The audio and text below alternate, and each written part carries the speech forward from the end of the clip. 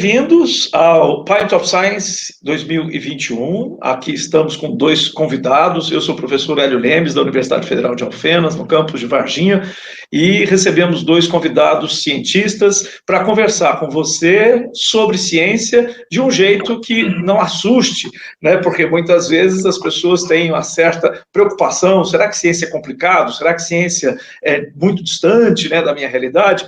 E o objetivo desse evento, em geral, né, que já acontece há muitos anos, é exatamente derrubar esse mito de que a gente não pode, né, falar de ciência se a gente não for cientista. Todo mundo pode, e é bom a gente entender e conhecer como é que a ciência afeta a nossa vida. Então, agradeço já de antemão ter recebido aqui e terem aceito o convite o Renato Fileve e a Tassiana Santos, que vão conversar com a gente sobre um tema que normalmente é bastante polêmico, mas está sob, né, a observação da ciência o tempo todo, e muita gente não conhece esse lado, né, de pesquisa científica e de como se dá a relação da ciência com as coisas do nosso dia a dia. Então nós vamos falar de cannabis ou cannabis, né, pode escolher, né, a forma como vai se pronunciar, e como duas áreas relacionadas, logicamente, né, porque tudo está relacionado com a nossa vida, duas áreas diferentes entre si, que são a neurociência e a economia, como é que elas se relacionam, né, e outras ciências, né, que a gente vai também tratar aqui, como é que elas se relacionam com esse objeto de tanta discussão, um fenômeno tão antigo, né, com tantos anos de presença na vida das pessoas, e que até hoje ainda gera discussões acaloradas, políticas, econômicas, né, e a ciência está aí para esclarecer, né, o que a gente ainda não sabe sobre isso, de diversos aspectos, né, diferentes. Então, eu vou pedir para cada um deles se apresentar, falar sobre, rapidamente, né, sobre o seu currículo e o que faz hoje em dia, né, e depois a gente vai começar esse bate-papo. Então, vamos começar, por favor, pela Tassiana. Você pode se apresentar. Obrigado por ter aceito o convite. Obrigada, professor Hélio, é um prazer receber esse convite, participar dessa conversa aqui contigo, com o Renato. O Pint of Science é um evento muito legal, né, porque é uma grande oportunidade para quem trabalha com pesquisa, com ciência, de mostrar, né, a importância das nossas pesquisas. A gente fica muito tempo atrás do computador, e aí a gente pode conversar isso com as pessoas que às vezes nem imaginam o que está sendo estudado nas universidades, né? Bom, eu me chamo Tassiana Santos de Souza. Atualmente, eu estou concluindo o meu doutorado em desenvolvimento econômico no Instituto de Economia da Unicamp, fiz o meu mestrado lá, sou economista, minha formação é da PUC do Rio Grande do Sul, e desde o final da minha graduação eu estudo sobre economia das drogas. Fiz meu trabalho de conclusão de curso mais especificamente sobre o crack, as políticas públicas do Rio Grande do Sul. Posteriormente, estudei economia das drogas em uma abordagem heterodoxa, que é uma abordagem um pouco diferente, assim, do mainstream na economia, porque ele traz muito um olhar interdisciplinar, um olhar muito de contexto da realidade, para analisar os mercados globais de drogas ilegais, e, em especial, os aspectos microeconômicos dessas substâncias, né? E, atualmente, no doutorado, o meu trabalho está sendo mais voltado para a questão do superencarceramento dos presídios, onde eu fiz uma análise de 170 sentenças judiciais do Tribunal de Justiça de São Paulo, né? Sentenças que se tratam de condenações sobre tráfico de drogas.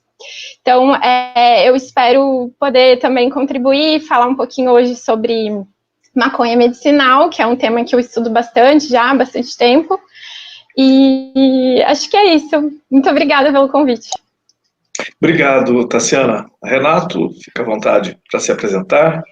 Professor Hélio, muito obrigado pelo convite. Tassiana, é um prazer estar novamente com você. Já de antemão, estou curiosíssimo aí para ler a sua tese, né, que esse assunto me toca muito, né. Atualmente eu faço parte da coordenação científica da Plataforma Brasileira de Política de Drogas, e a gente tem essa questão, né, do superencarceramento, do racismo estrutural, da criminalização da pobreza ante ao mote, né, da proibição, do tráfico de drogas. É um tema muito caro para nós, então em breve você será convidada para falar em algum outro canal nesta rede. Então é isso, gente, eu me formei em Ciências Biológicas, modalidade médica, fiz doutorado na área de neurociências, em psicobiologia comportamental, estudando o efeito de canabinoides em modelos de álcool, né, modelos animais que estudam o álcool e a sua plasticidade no sistema nervoso, e atualmente no pós-doutorado eu venho duelando com as instâncias burocráticas da universidade, que geram autorizações para pesquisa, para a gente poder estudar um efeito de tratamento de canabinoides em pessoas que apresentam problema em relação ao uso de substâncias, sobretudo de derivados da coca, né, da eritroxilum-coca fumada, né, então do que é conhecido popularmente como crack, né. E, além disso, eu venho desenvolvendo estudos paralelos, também com esse mesmo objeto, né, com o uso problemático de substâncias, buscando também avaliar a eficácia, a viabilidade e segurança de tratamentos com psicodélicos, né, com substâncias que atuam majoritariamente no sistema serotoninérgico, promovendo ações consideradas psicodélicas, né? Então, ayahuasca, psilocibina, dentre outras. Então, é isso, e aí também sou ativista, né? Eu faço parte do coletivo Marcha da Maconha, aqui em São Paulo, desde 2007, então essa trajetória que pensa um pouco em advocacy, em comunicação e divulgação científica e também no movimento social, elas se cruzam, né, na minha trajetória também como acadêmico. Então é mais ou menos isso aí. Ok, obrigado, Renato. Então, para a gente começar, né, se agora entrar, né, no assunto, vou propor aqui um brinde à ciência, né, que é o objetivo nosso aqui, é valorizar, né, a ciência. Vamos lá. E aí, Renato, eu já faço uma pergunta para você para esclarecer, né, porque há muita dúvida sobre o que se está propondo hoje, né, principalmente em relação a cannabis, né, o cannabis. Qual é a diferença entre o uso recreativo e o uso medicinal? E a gente está discutindo isso atualmente, né, em leis, em vários locais, não só no Brasil, e não é de hoje, né, isso já tem muito tempo que se discute, né, mas em que pé estão essas discussões, né, sobre, no Brasil, e se você quiser falar sobre outros exemplos, sobre o uso medicinal e o uso recreativo da cannabis em particular? Bom, a cannabis ela é uma planta que foi um dos primeiros cultivares da humanidade, né? Cerca de 12 mil anos atrás, na Revolução Agrícola, o homem ele cultivava a cannabis para diversas finalidades, têxteis, produção de redes de pesca. Então tem registros arqueológicos aí que mostram um emprego, né, dos potenciais que a planta pode nos fornecer, como a fibra, como o óleo das sementes, como a resina das flores. E o primeiro relato de uso terapêutico da cannabis, ele é da China, né, a planta ela tem uma origem asiática, né, e na China o imperador Shennong, há cerca de 2.700 anos antes de Cristo, ele já indicava o uso da resina da cannabis para fins terapêuticos. Então, essa história, essa trajetória, ela vem acompanhando a humanidade até o início do século XX. Farmácias vendiam diversas formulações terapêuticas, farmacêuticas, né, tinturas, extratos, pós, né, unguentos, pomadas, cápsulas, inclusive cigarros baseados, né, enrolados na França e comercializados no Brasil para diversas finalidades terapêuticas, né, manuais da Merck, da Lilly, com 50 indicações, enfim, né, a gente tinha um uso tradicional dessa planta para tratar diversos sintomas de diversas enfermidades. No entanto, né, a proibição da cannabis, principalmente na segunda metade do século XX, ela retirou essa discussão, né, da pauta da academia, da medicina, né, inclusive a medicina ela colaborou, contribuiu com a proibição, chancelando, né, esse discurso de uma droga viciante, e a proibição ela teve características econômicas, que a Tassiela vai poder destrinchar para a gente, e sociais, sobretudo raciais, né, uma demanda racista, que afastou esse conhecimento tradicional da mão das pessoas e também da academia, né? E aí, quando a gente vai pensar em uso medicinal, ou uso ritualístico, ou sacramental, ou uso adulto, recreativo, abusivo, dependência, a gente tem que pensar numa tríade biopsicossocial, ou seja, no indivíduo que faz o uso na droga que está, né, nas suas características farmacológicas, físico-químicas, né, na sua ação, concentração, via de administração, e também na sociedade a qual aquele indivíduo está inserido, né, os vínculos e vulnerabilidades que compõem ali aquele meio, aquele ambiente, né, se é um espaço de proteção ou um espaço de risco, né, que vai acirrar ainda mais o risco que aquele uso é feito, né, que aquele fenômeno é realizado. Então, nesse sentido, a gente pode pensar em uso recreativo ou uso adulto, aquele uso que é para acessar determinados efeitos da substância, né, como, por exemplo, o relaxamento, ou o prazer, a euforia, a hilariedade, né, a interação social, são efeitos que são relacionados ao uso recreativo da cannabis, e esses efeitos eles são proporcionados geralmente pelo delta-9-THC, ou tetrahidrocannabinol, é a principal molécula que gera esses efeitos prazerosos e euforizantes da planta. Enquanto o uso terapêutico ele está vinculado com o tratamento de um sintoma de alguma determinada doença. E por que isso ocorre, né? Por que a planta que pode, por exemplo, tratar um quadro de dor crônica, um quadro de epilepsia, de espasmos em decorrência da esclerose múltipla, insônia, náusea e vômitos em decorrência de quimioterapia, né? Como essas mesmas substâncias elas podem também acessar esses efeitos motivacionais, recompensadores, prazerosos, né? Isso ocorre porque nós temos dentro do nosso organismo um sistema endocannabinoide. Esse sistema endocannabinoide ele está relacionado com diversos tecidos, órgãos e sistemas interagindo, cumprindo funções fisiológicas, funcionais, psicológicas, metabólicas e também patológicas.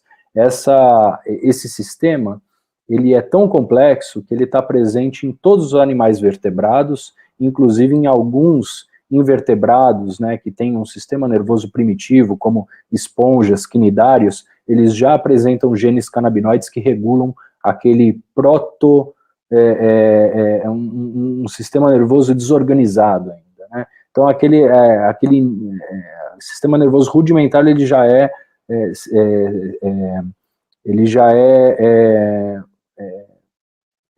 de uma maneira, ele é regulado, vamos dizer assim, né, pelo sistema endocannabinoide.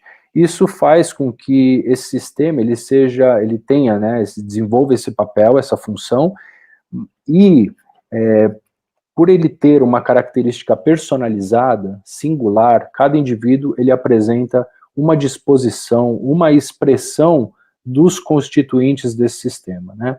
O sistema ele é composto, por exemplo, por endocannabinoides endógenos, mensageiros, que vão fazer a comunicação entre células, né? Por exemplo, nas sinapses.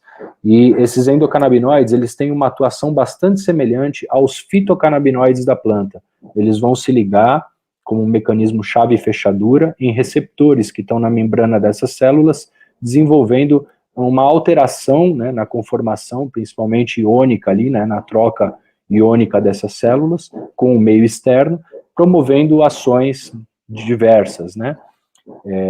Então, assim, o sistema endocannabinoide, ele está presente no sistema nervoso central e periférico, no músculo esquelético, no adiposo, no cardiocirculatório, no hepático, no pancreático, no excretor, no reprodutor, na pele. Então, a gente tem sistema endocannabinoide espalhado em todo o organismo, cada parte cumprindo uma função, e quando ocorre uma doença, quando ocorre um evento, né, uma injúria, o sistema endocannabinoide ele pode ser recrutado e ativado, né, seja por fitocannabinoides, seja por substâncias sintéticas, para promover uma redução de sintomas de determinadas doenças. Então, moléculas que atuam no sistema endocannabinoide, elas podem ser bons adjuvantes no tratamento de enfermidades, sobretudo crônicas, que não encontram nos tratamentos de referência um lenitivo, né, um alívio. E aí as pessoas elas tentam inúmeros tratamentos e aí buscam a cannabis, que ela é capaz de atuar, especialmente nesses casos de enfermidades crônicas, reduzindo os efeitos dessa enfermidade e melhorando a qualidade de vida, não só das pessoas, mas de toda a família ali, do entorno de uma pessoa que sofre uma doença grave como essas, né? E hoje a discussão no Brasil, ela está relacionada à discussão política, né? Está relacionada ao uso medicinal, uso recreativo. Como é que está essa situação? Quem quer falar? Renato ou Tassiana? Renato? Bom, atualmente, né, a gente está numa discussão bastante em voga, né, que é o PL 399 de 2015, do deputado Fábio Mitidieri, e com o relator é o deputado Luciano Dutti. Foi criada uma comissão especial para avaliar esse projeto, foram feitos vários substitutivos, várias emendas, e esse projeto ele prevê a produção nacional da cannabis para fins terapêuticos e industriais. Então, é um projeto que ele restringe, que ele ainda não vai, ele busca, né, legalizar os processos de produção, distribuição e consumo da cannabis para fins terapêuticos. No entanto, ele é um projeto que não atende plenamente, né, não contempla nem as pessoas que desejam fazer o uso pessoal e o cultivo doméstico, nem as associações que não conseguiriam atender às exigências e demandas devido ao custo, né, alto custo, para produzir o óleo de acordo com as exigências da Anvisa. Então, ainda há inclusive uma dificuldade de que associações apoiem esse texto, justamente por esse desafio que o projeto pode trazer à rotina das associações, né? Então nós temos, o que temos, né? Há um tempo atrás nós não tínhamos nenhuma perspectiva de que viesse um avanço no legislativo, né? Então a gente dependia basicamente do judiciário, né? Nós temos hoje 3 associações que conseguiram na justiça algum tipo de autorização judicial para cultivar, mais de 300 habeas corpus também concedidos para famílias, né, que podem cultivar nas suas próprias residências. Então, o Brasil ele vem avançando na discussão, as próprias regulações da Anvisa e as mudanças, né, de RDCs, elas mostram, né, o quanto que a discussão ela tem avançado. Inicialmente a Anvisa em 2015 só permitia a importação de produtos à base de canabidiol. Hoje ela flexibilizou, né, através de uma decisão judicial, mas incluiu o THC. Então, há um avanço, mas esse avanço ainda é tímido, né? Há uma grande preocupação com desvio de finalidade, como se ninguém fumasse maconha no Brasil, né? Então, se peca pelo excesso, né? As pessoas elas ficam muito preocupadas com os eventos adversos provocados pelo delta-9-THC, que existem, né, sobretudo aumento da ansiedade, paranoia, surtos psicóticos, dependência, né, existem e sobretudo para uso recreativo ou uso adulto, né, são atrelados esses eventos adversos justamente por conta do teor de THC concentrado, né, nesses produtos. Mas para o uso terapêutico não é tão saliente, né, esse tipo de problema. No entanto, há um excesso de zelo, de preocupação, que, por exemplo, não tem com outros medicamentos, como anticonvulsivantes, né, antitumorais, né, que também causam eventos adversos bastante relevantes para a vida do indivíduo, e, ao mesmo tempo, desvio de finalidade, né. Então, nós temos aí, né, dentro do universo da cannabis, plantas que expressam grandes quantidades de THC, plantas que expressam baixas quantidades de THC e altas de CBD, e plantas que expressam ambas as moléculas, né? Então a gente tem um universo ali de um número de variedades bastante grande e que podem proporcionar, interagindo com esses sistemas endocannabinoides que também são personalizados, efeitos distintos, né? Esse é um grande desafio da clínica canabinoide, né? A gente encontrar aquele perfil de canabinoides naquela concentração que para a pessoa seja satisfatório, minimizando os eventos adversos, né? Esse é o grande desafio. Tá, joia. Obrigado, Renato. Tassiana, do ponto de vista econômico, esse tipo de lei de liberação, não só a liberação para o uso medicinal, mas a liberação que tem acontecido em diversos outros países, né, nosso vizinho Uruguai, né, e também muitos estados, né, dos Estados Unidos, com certeza você tem acompanhado. Do ponto de vista econômico, que transformação isso traz, esse tipo de política, né, mais aberta em relação ao cannabis? Então, existem dois lados que eu gostaria de falar um pouquinho de uma mesma moeda que vem desse aspecto econômico em torno da legalização ou da regulamentação de acesso e de produção da cannabis medicinal, né?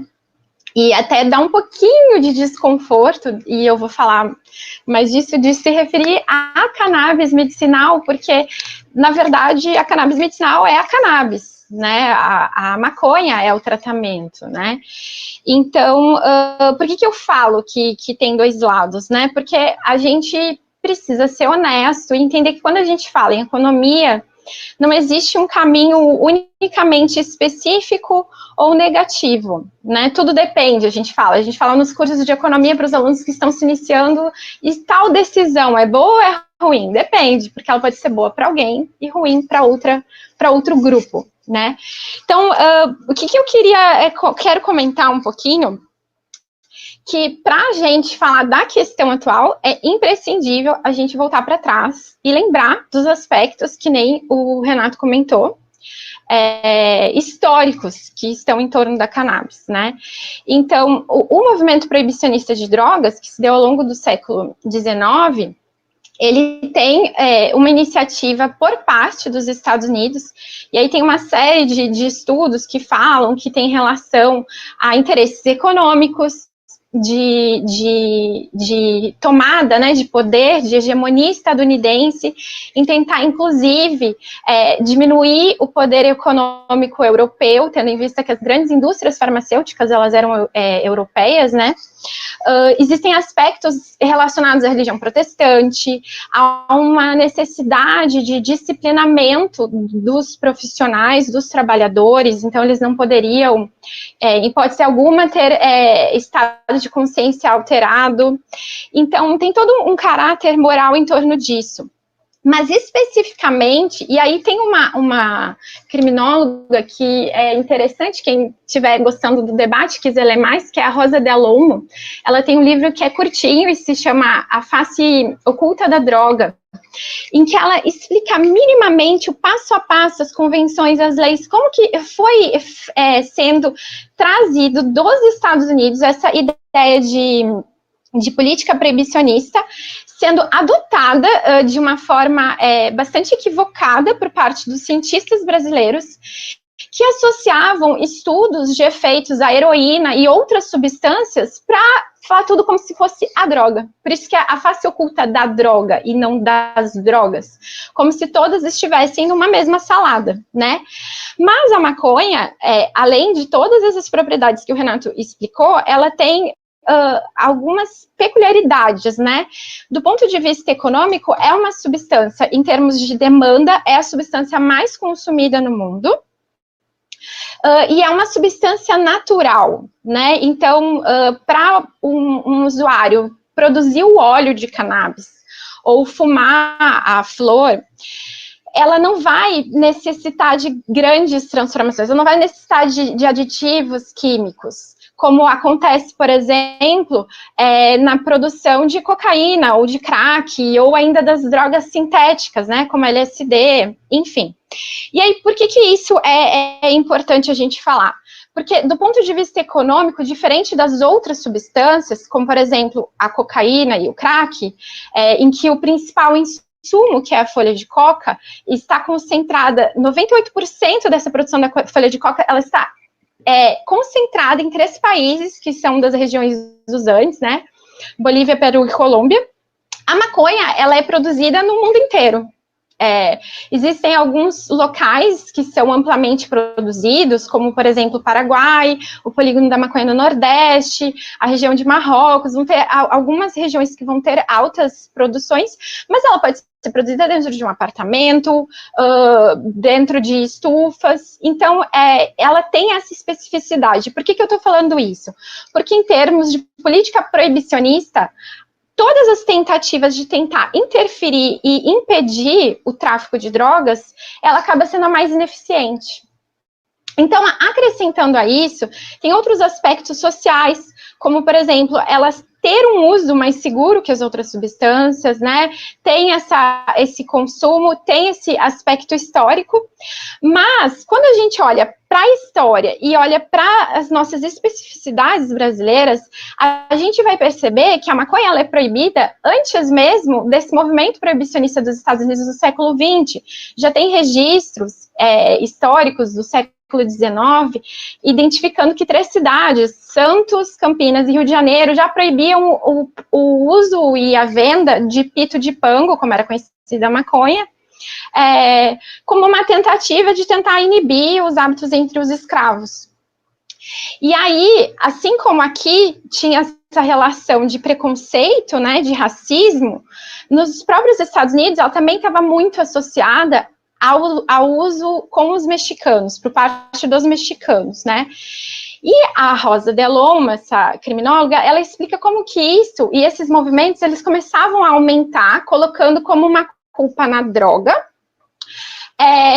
em especial em momentos de crise econômica, quando justamente havia um aumento de desemprego nos Estados Unidos e os imigrantes passavam a ser um problema para a população, né? Por que eu estou retomando essa história? Porque a gente vê que a história, muitas vezes, ela é uma repetição infernal na nossa vida, né?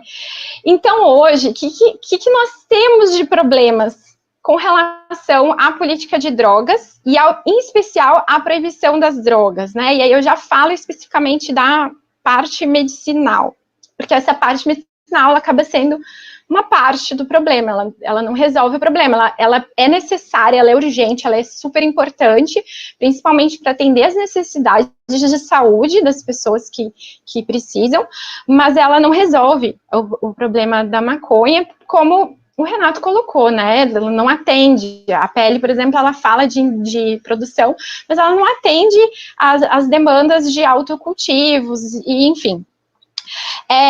Por que eu estou falando isso, né? A gente tem que olhar para o nosso contexto econômico, que nós somos um país que vive independente de ideologia, de gostar ou não vou falar disso, não vou entrar nessa polarização política, a gente vive num capitalismo que é completamente atrasado e dependente, né? Então, da nossa condição econômica, diferentes esforços aconteceram ao longo de vários governos, a partir ali do Vargas, para tentar fazer crescer a nossa economia e principalmente se desenvolver, aumentar a nossa independência, né? Não ficar dependendo tanto de pautas de importações e de exportações de produtos inerentemente agrícolas, primários, né? E a gente tinha essa demanda de acabar importando muitos produtos industriais por conta desse atraso. Desde o século 80, em que tivemos problemas de crise de dívida e de estagnação econômica, e aí tendo uma abertura econômica, isso na década de 80, né, e tendo uma abertura econômica na década de 90, a gente começou com um movimento muito forte de desindustrialização e de aumento de financiarização da nossa economia. E desde então, e inclusive passando pelos governos de esquerda, o Estado tem demonstrado uma incapacidade muito grande de aumentar a produtividade da economia. E frente à nossa dificuldade de autonomia, de conseguir tomar as nossas decisões de política econômica, porque frequentemente dependemos do capital estrangeiro, há uma dificuldade de se gerir uma massa de população muito pobre e miserável no país, que não consegue se inserir no mercado de trabalho e que hoje sobrevive com a atividade do tráfico de drogas, certo? Por que eu estou falando isso? Na análise que eu fiz, coletando dados ao longo de um ano de sentenças judiciais, fazendo um recorte sobre o estado de São Paulo, a maioria das pessoas que foram presas por tráfico de drogas portavam pequenas quantidades, praticamente só estavam negociando substâncias naturais ou semissintéticas. Uma minoria, em torno de 2, 3%, não portavam armas de fogo. Aliás, apenas esse percentual portava armas de fogo, ou seja, a maioria não carrega arma, não tem uma característica violenta, porque era uma minoria também, em torno de 2 a 3%, tinham crimes correlatos associados à sua sentença. Dos crimes correlatos não foram identificados homicídios ou outros crimes muito violentos, apenas furtos e alguns roubos. Então, o quadro hoje das pessoas que traficam drogas é um quadro totalmente diferente do que existe no imaginário popular, acerca do que é passado, né, na construção das pessoas. Por que eu estou falando isso?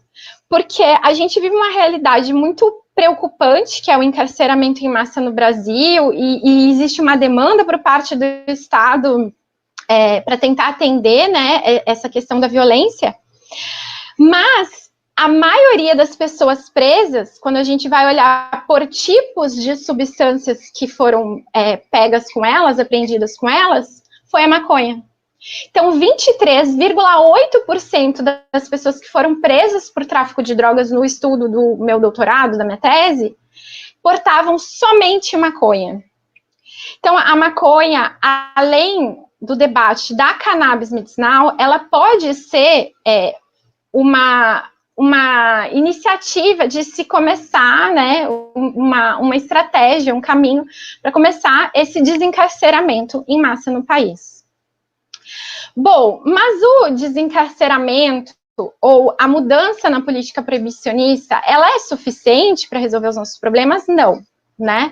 Assim como o Renato comentou que a gente enfrenta um racismo estrutural, a gente sofre um preconceito muito grande com relação à pobreza. Tanto é que a maioria das pessoas hoje que são condenadas por tráfico, elas acabam sendo condenadas por tráfico e não por uso, mesmo portando pequenas quantidades, porque elas não têm fonte de comprovação de fonte de renda lista, nem de emprego fixo, e algumas vezes elas não conseguem fazer o regime semiaberto, porque também não tem nem moradia fixa. Então, a gente está falando de um quadro de criminalização da pobreza. E essa acaba sendo uma forma muito triste hoje, e aí quando a gente olha para as nossas questões políticas, em que há uma ascensão enorme de um populismo penal, né, pela quantidade de militares que estão ocupando cargos políticos, e pelos próprios discursos, a ascensão de programas e jornalistas que fazem parte desses programas policiais na política também, a gente entende que acaba sendo a forma de se gerir a miséria. Então, acaba tendo um repasse muito grande do Estado por conta dessas políticas de segurança pública e sendo dada pouca atenção aos outros aspectos sociais, né?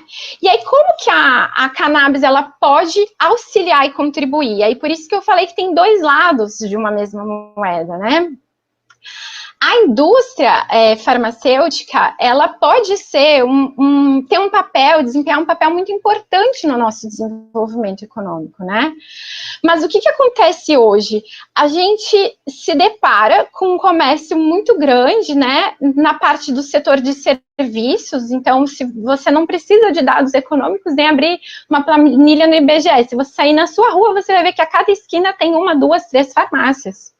E todas dão muito lucro, muito faturamento. Então, existe uma cultura muito grande de medicalização, há uma mercantilização muito grande da saúde, que coloca sempre essa relevância do medicamento. Então, assim, eu sou sugada pelo trabalho, né? Isso acabou ficando mais intenso após a reforma trabalhista dos últimos anos. Então, há uma série de frustrações em termos de saúde mental que estão diretamente relacionadas as nossas estruturas econômicas. Não é cenário e não é conjuntura econômica, é estrutura, porque ela é histórica e ela vem por meio das instituições, da atuação das instituições, que não conseguem, de fato, desenvolver econômico e socialmente o país, distribuindo renda e trazendo pessoas para um status de cidadania, né? Então, a gente tem uma série de dificuldades em torno disso. E essas farmácias, né, esse aumento, essa demanda, seja por antidepressivo, por uma série de medicamentos, elas acabam se concentrando justamente no setor de serviços, porque se a gente relembrar a cadeia produtiva da indústria farmacêutica, ela vai passar por 4 etapas principais, né? As 2 primeiras, que é a indústria farmoquímica, e as 2 últimas, que são a de medicamentos. Então, a primeira, que seria a parte de pesquisa, desenvolvimento, de P&D, e a produção do fármaco, propriamente dita, são as etapas que mais conseguem trazer valor agregado, economicamente falando. O que quer dizer isso? Para a gente chegar até o medicamento, então vai passar pela P&D, pela pesquisa e desenvolvimento, que está muito associada à inovação, por isso que eu falei que o professor Hélio, acho que também vai poder contribuir com a gente, né? Depois tem a parte dos fármacos, posteriormente tem a produção do medicamento, e a última etapa vai ser aquela de serviços que vai englobar marketing, propaganda, né? A venda propriamente dita. Na nossa economia, a indústria farmacêutica, ela colabora principalmente nessa última etapa, né, nessas 2 últimas etapas, que seria a produção de medicamentos. Mas elas são as que menos geram valor agregado, né? E por que isso gera valor agregado? Porque quando um governo, ele decide, e é uma questão de decisão e não de possibilidades econômicas, porque toda economia é política, quando um governo decide tomar uma decisão de investir em pesquisa, em inovação, e inclusive usar, né, essa potencialidade, que é uma tendência no mundo que só nega quem quer, que enfim, não é de se estranhar, né, vendo todo esse movimento anti-vacina no nosso país. Mas, assim, é um movimento no mundo, né, que está tendo uma legalização, não vai ter como o Brasil escapar disso. Mas, de repente, usar essa potencialidade, desenvolver estudos, né, P&D, para tentar fomentar a economia. E ao injetar esse tipo de investimento na nossa economia, você está criando empregos, está gerando renda. Mas no caso, e aí essa é a potencialidade específica com relação a cannabis medicinal, né? Mas aí essa é uma forma de colaborar. O outro lado da moeda é que, quando a gente olha a forma como aconteceu, em que não tem uma constante participação do governo, mas ele simplesmente há um repasse para o setor privado de uma forma muito regulamentada, que não consegue fazer funcionar bem, acaba se gerando monopólio, oligopólio, colocando os preços das substâncias lá em cima, ou seja, concentrando parte dos lucros desse faturamento que não são redistribuídos entre a população e acabam sendo beneficiando pequenas empresas não, né? Grandes empresas, mas em poucas quantidades, ou seja, concentrando a renda do Brasil. Então, a gente tem um problema muito grave em termos de estrutura econômica, e que amarram todos esses aspectos, né, que estão relacionados à cannabis.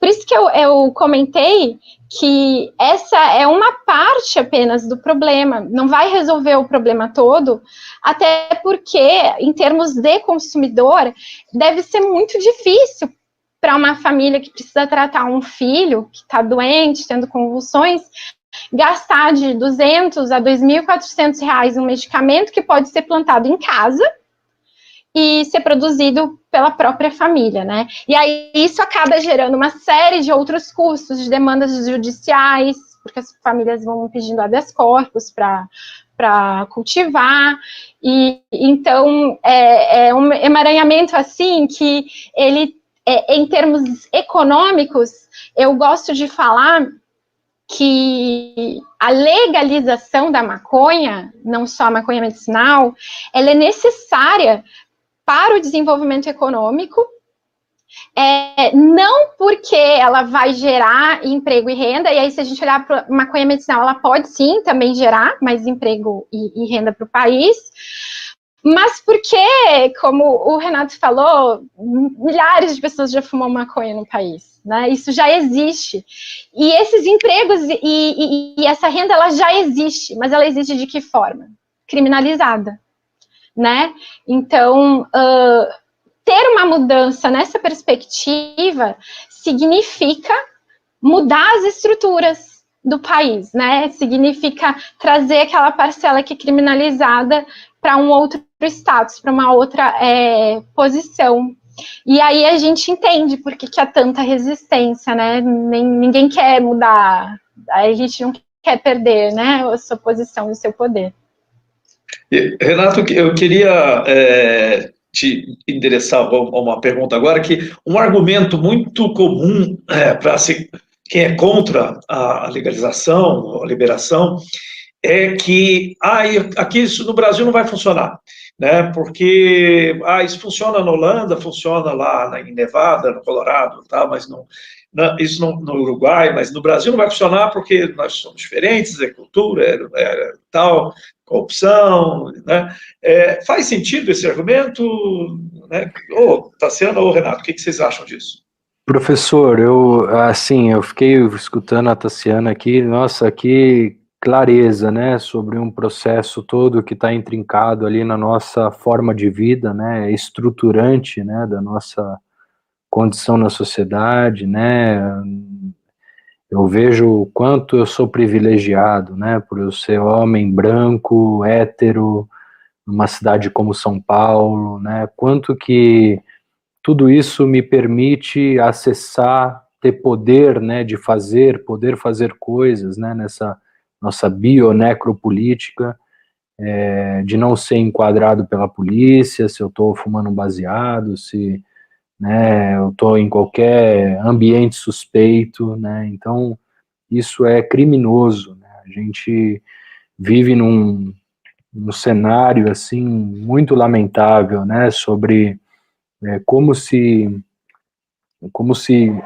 as coisas ocorrem aqui no Brasil, né, e aí essa questão, né, do uso de drogas, né, e do não funcionar no Brasil, né, país muito conservador. Eu vi recentemente uma notícia que o Biden está prevendo taxar as grandes fortunas, né, e aí do partido do Biden tem o Bernie Sanders, né, que é um autodeclarado socialista. Eu tendo a crer que se os Estados Unidos, em um determinado momento breve aí da história, se falarem, olha, revisamos o capitalismo e ele de fato não deu certo, né? Ele está embasado em estruturas racistas, em estruturas de monopólio, de aristocracias, né? De manter a estrutura de poder na mão de poucos, né? E a gente vai tentar o socialismo, né? Acho que se os Estados Unidos se acontecer um dia isso lá, eu acho que o Brasil ele entra em guerra contra os Estados Unidos para defender o capitalismo. Essa é a minha visão como conservador aqui, né, de brasileiro, né, que sou desse povo, desse cenário. Então, nesse sentido, o Brasil ele não está preparado para proibição, né? O Brasil não existe nenhuma evidência científica que a proibição deu certo, nenhuma evidência econômica, nenhuma evidência social. A gente vive uma tragédia. A proibição ela visa tutelar a saúde pública e ela é iatrogênica, né, porque ela gera mais mal para a saúde pública do que o dano que ela visa combater. Né, ela visa combater o uso problemático de substâncias, no entanto, ela interfere de maneira traumática, né, de maneira irreversível na vida de milhões de pessoas, né, essa estrutura que vem sendo mantida desde a abolição da escravidão, né, ela excluiu grande parcela da sociedade das possibilidades do acesso à cidade, do acesso a território, e esse interesse, ele tem todo um aparato, né, para corrupção das entidades do Estado, para venda de armas, para controle de territórios, geopolítica, né, e isso tudo impacta quase que numa incapacidade de mudança, né, a gente se vê refém dessa estrutura, desse sistema. E aí, quando a gente pensa na proibição, né, qual o maior dano, né, que vem sendo causado para a nossa sociedade, para a nossa saúde pública, se são os efeitos das substâncias ou não, né, e aí tem dois casos recentes que eu gostaria de comentar. Um é da OxyContin, que é do laboratório Purdue Farmacêutica nos Estados Unidos, que é a oxicodona, né, o nome da molécula, da substância, mas o OxyContin é o nome da marca comercial que essa Purdue produzia. E ela se reconheceu culpada pela crise de opioides nos Estados Unidos, e ela topou pagar uma multa de 8 bilhões e encerrou as atividades. Então, imagina, para uma empresa, para uma indústria farmacêutica, né, ela se autodeclarar, né, ela culpada da crise de opioides, e hoje, e o parque tecnológico da indústria foi estatizado. Então, olha só, né, que loucura isso. E aí, quando a gente avalia a mesma crise de opioides em Vancouver, no Canadá, a gente vê que tem um local, um centro ali, né, como se fosse uma Cracolândia, algo do tipo, né, na cidade de Vancouver, em que pessoas fazem o uso de opioides de maneira bastante perigosa, né, para a vida delas, e o que ocorreu, né, várias coisas ocorreram no Canadá, Vancouver, né, tem um livro que eu recomendo, que eu não sei onde ele está agora, do Bruce Alexander, que chama a globalização do uso da dependência, ou da addiction, né, a globalização da addiction é um estudo sobre a pobreza do espírito, no qual ele fala justamente sobre a questão da cidade de Vancouver, por ser uma cidade tão viva, né, culturalmente, rica, por que tem aquelas pessoas naquele local consumindo opioides de maneira problemática. E aí uma das conclusões que ele chega, né, que o problema é o hipercapitalismo, é a sociedade de livre mercado. As pessoas, elas têm que consumir alguma coisa, e aquelas pessoas, né, com descendências específicas, que convivem em contextos específicos, a única coisa que lhes resta a consumir e ser compulsivo, né, consumidor compulsivo, são os opioides. Só que, de um tempo para cá, a coisa mudou de maneira bastante grave, né? No Canadá tem as clínicas de injeção supervisionada, né, nos quais as pessoas podem ser orientadas ao consumo, inclusive tem clínicas que fornecem opioides, né, heroína, metadona, para as pessoas que pararem de cometer pequenos roubos, furtos, ou ficar naquela busca incessante pelo próximo baque, né, e eles fornecem, né, os opioides para essas pessoas. Só que de um tempo para cá houve uma mudança drástica, que foi a inserção do fentanil. O fentanil é um opioide sintético com uma potência muito maior do que a heroína, e ela vem matando as pessoas, né? Por conta de erro de dosagem, né?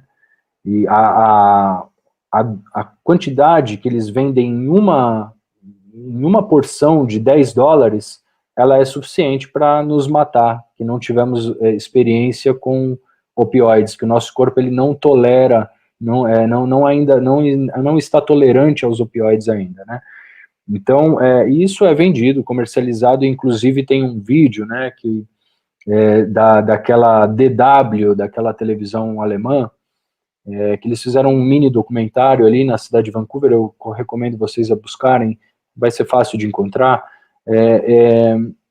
que, assim, quando o rapaz está entrevistando um dealer, né, um traficante, e aí ele fala, mas por que as pessoas, em vez de consumir a heroína, né, ele falou, não, a heroína sumiu do mercado, né, hoje é só fentanil.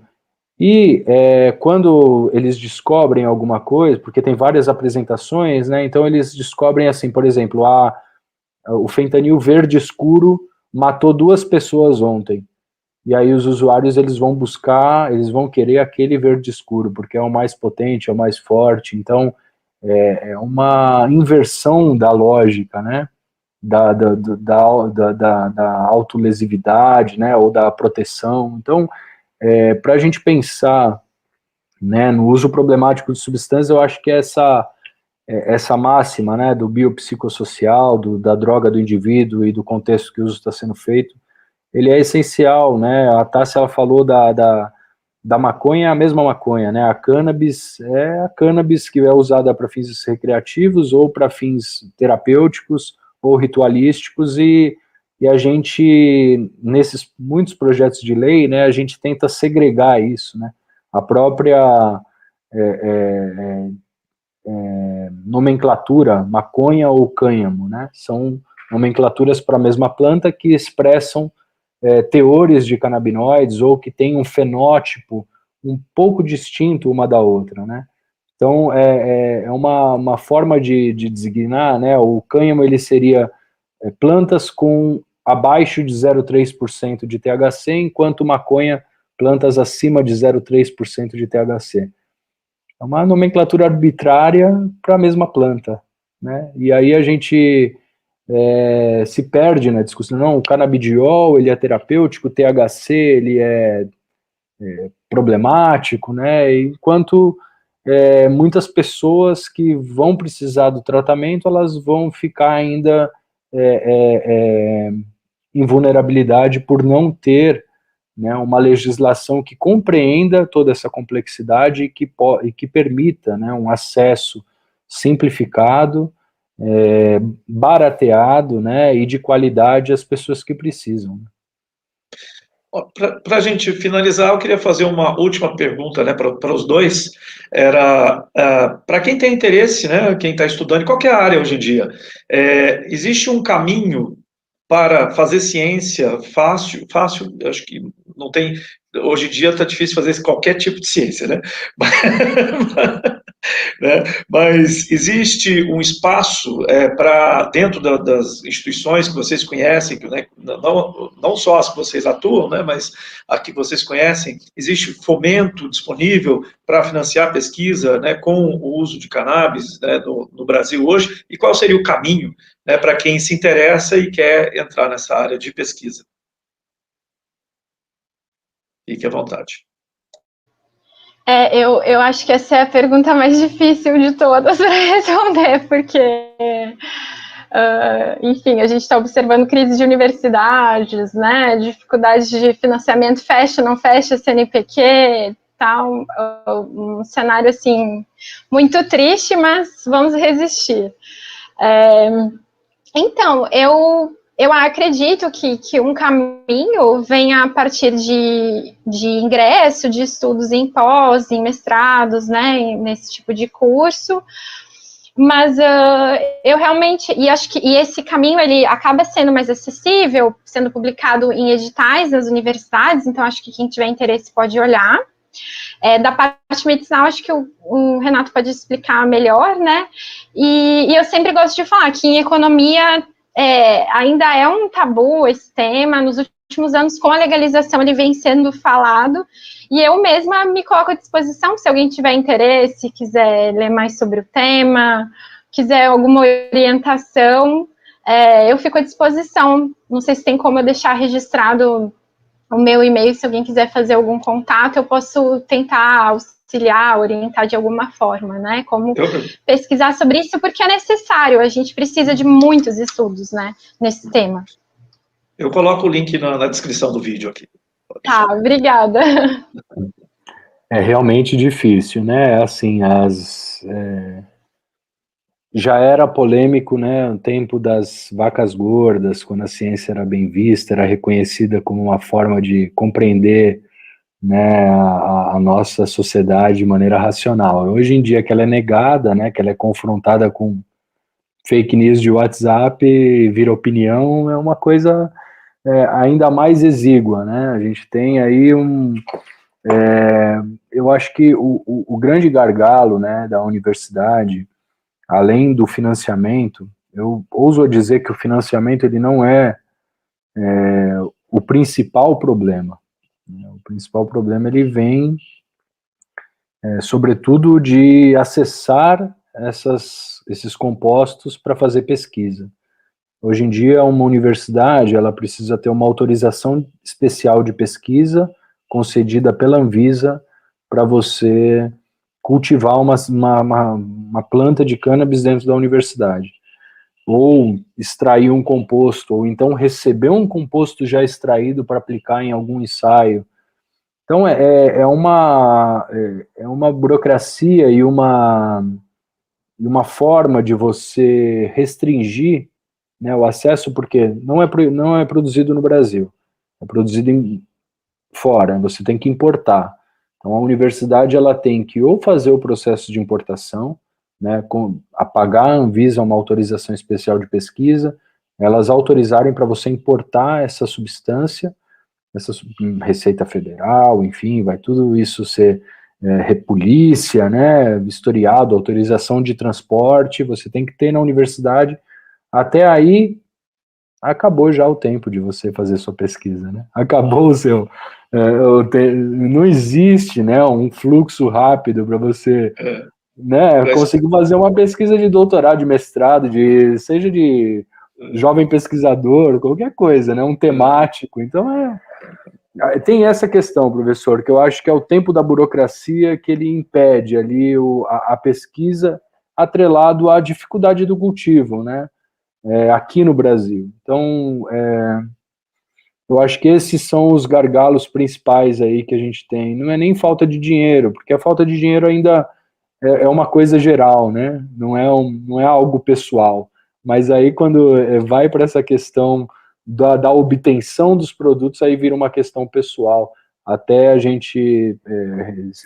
alguns pesquisadores se reuniram, né, para formar uma associação para fins de pesquisa, chamada Canapse, lá no Rio de Janeiro, que visa desburocratizar ou catalisar projetos que estão estagnados por não conseguirem obter insumos, né, derivados da cannabis para fins de pesquisa. Então, a iniciativa da associação é essa, judicializar, sair da entidade de instituição de ensino superior, que é pública, e ir para alguma coisa privada, sem fins lucrativos, para tentar facilitar, né, fazer esse fast track aí para obtenção de produtos e para desaguar essas pesquisas que estão emperradas, assim como a minha, né? Para não desanimar quem está nos assistindo, olha, quem gosta de desafio, aliás, ciência no Brasil é um grande desafio e o Pint of Science ele veio para trazer, né, esse ponto de vista e essa conversa toda em todos os eventos do Pint of Science. Você vai ouvir A mesma coisa, é um grande desafio, mas é preciso ser feito, né? A gente não pode simplesmente se conformar que, é complicado, então não vamos fazer. Precisamos fazer todo tipo de ciência, né? Inclusive essa, e eu agradeço imensamente, foi um prazer conversar com vocês. Já proponho a gente fazer um episódio 2, porque tem muitos assuntos que a gente nem entrou, né, mas que seriam muito interessantes da gente tratar, mas também, né, vamos manter como diz, um episódio curto para as pessoas ficarem ansiosas para ver o episódio seguinte, né? Vamos guardar um pouco para outras oportunidades. Mas obrigado imensamente, né? Foi um prazer conhecer vocês, né? A gente está aqui e obrigado pela contribuição para o evento, né? O Pints of Science, que tem uma importância fundamental nessa divulgação, na apresentação de que, olha, cientista é gente como a gente, tá aí com os mesmos problemas, dificuldades, né?